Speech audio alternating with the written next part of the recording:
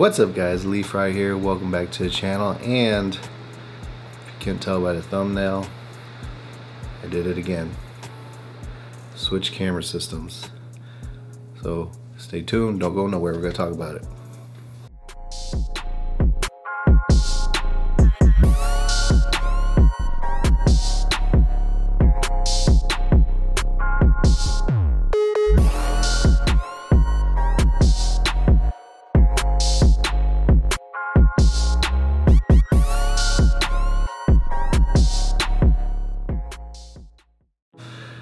Alright guys, welcome back to the channel. So if you guys are new here, the kind of things you guys will see here is gear talk, reviews, tips, and even some of my personal projects that I do. So if that's something you guys are interested in, consider subscribing right now. Alright guys, so just real quick, future Lee editing. And I noticed going through my footage with the ZV-1, I forgot to take the skin softening feature on there off. So that's probably why the image looks a little almost cell phone-ish is kind of what I would describe it. So future reference, I'll make sure not to keep that on. So just wanted to throw that out there in case you guys are wondering what did he do with his ZV-1 footage. It just doesn't look right. So that's it.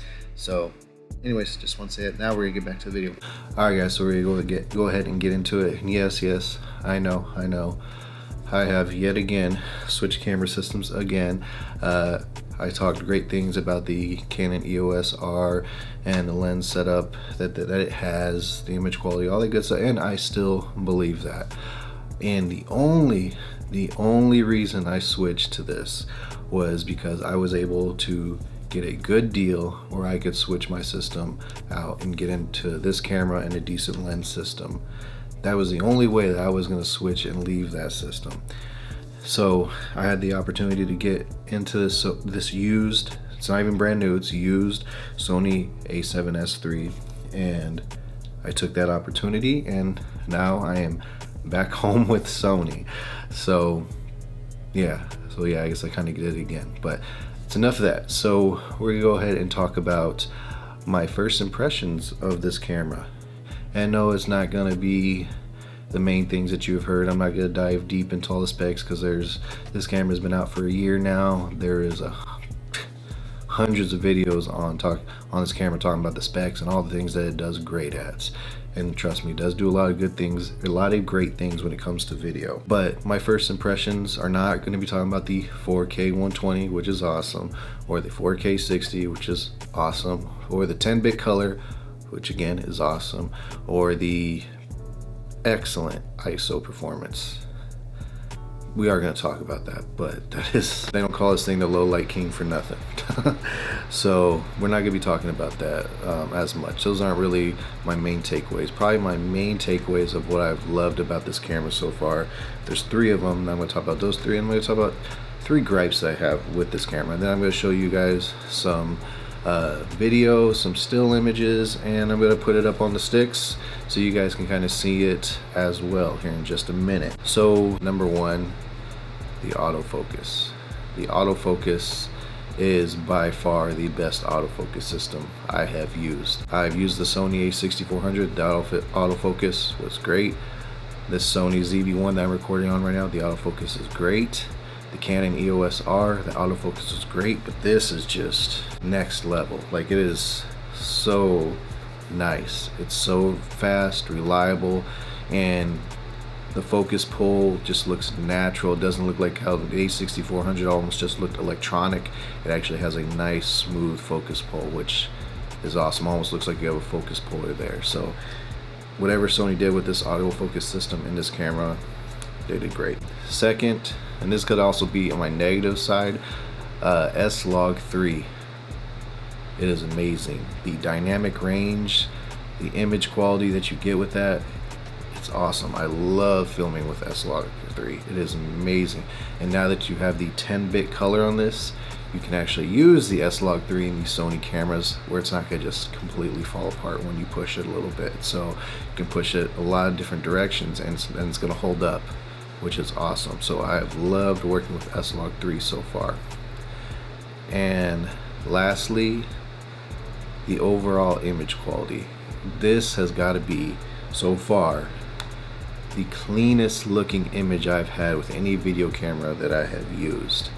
The image is so clean, sharp, detailed, amazing looking. Like, it's awesome. That's all I can really say. It's just, again, the cleanest looking image I've seen out of any camera that I've used to this point so far. Obviously I'm in the honeymoon phase right now. I'm loving using this camera, but yeah, the image is just so nice, so pleasing to see, so pleasing to look at. It's just an awesome image. So those are my three main things. My three gripes with the camera so far is the ergonomics. They're not bad, but I wish the handle right here was a little deeper. I wish you had a little more space between the lens and the grip. I definitely like the ergonomics better on the EOS R, but again, the ergonomics, it's not bad, it's just not the best in my opinion. My second gripe, and this is probably just kind of nitpicking, I don't really like where the record button is right here. I don't know how many times so far I have accidentally pressed this button, the C2 button, instead of the record button. I wish they would have placed it, I mean, somewhere different. I know it's nice when you're in front of the camera, you can kind of just have it right there and just press it versus it being on the back somewhere, but I would have liked maybe not have that C2 button there, maybe put that one somewhere or put the record button somewhere else. That again, it's kind of nitpicking, but that's something I haven't loved. And then lastly, I know I said I loved it, but C-Log 3 is another, has been kind of a gripe as well. As much as not C-Log, S-Log 3, I'm sorry, S-Log 3 has been a gripe as well. I do love it, but I also kind of hate it at the same time.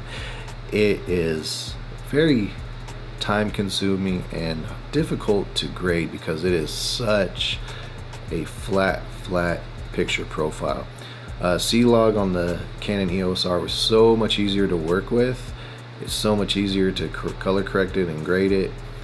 S-Log 3, it takes some time. It takes some work. You gotta play with it a little bit. You gotta show it some TLC. It's a little tough to work with. If you are new to log footage, I would not recommend starting off on S-Log 3. It would be pretty tough to deal with. So, but again, there's obviously gonna be some good things, and there is so many good things about this camera, and there's gonna be some things that you're not gonna like. So, gotta take the good with the bad. So, overall, it has been a great experience so far. So, real quick, I'm going to show you guys some sample footage, and some photos, which has also been, was a surprise as well. This 12 megapixel sensor has not been bad to take photos with, and I was very surprised by that. I did do a lot of research before I pulled the trigger on that deal, because if this took crappy photos, I probably would have just stuck with the EOS R, because I want to be able to have that option to take photos. They came out really well, and I was kind of surprised by that. So again, like I said, I'm going to show you guys some sample footage, sample photos, and then when you guys come back, we will have this guy up on the sticks. So stay tuned, don't go nowhere.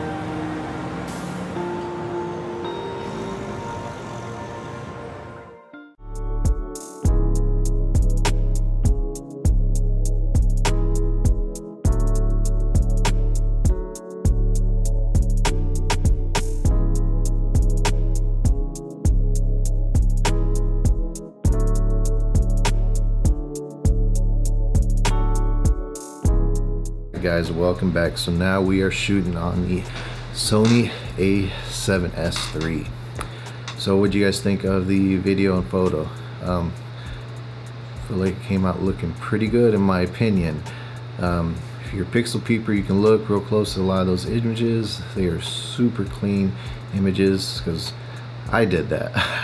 I looked as close as I could on my monitor when I was editing, trying to see how clean the image looked, and again, I was not even surprised. I was just very happy with the results and just couldn't believe how clean the image looked. So yeah, that's kind of my experience, and the photos, like I said before, came out great. Like I said, I did a little bit of research on, you know, this thing as a photo camera, and there's a lot of very good reviews as it being a photo camera. Is it a camera you're going to want to use if you're wanting to take big blown up prints? Probably not. You know, normal size prints, you know, 5x7s, 8x10s would probably be good. But if you're wanting a big poster type of print, billboard kind of stuff, or if you're just using it more for social media, I think this camera will take great images. And the dynamic range in the photos was awesome. Very easy to work with, very easy to, you know, raise the shadows, bring down those highlights, and retain a lot of detail. So I was very happy with the photo results with this camera. So overall, first impressions, again, like I said, are great. I'm loving it so far.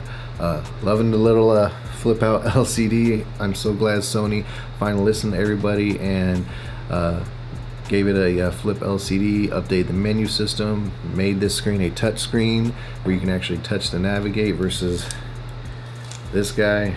Yeah, there's can't really touch to navigate. It's what it is. So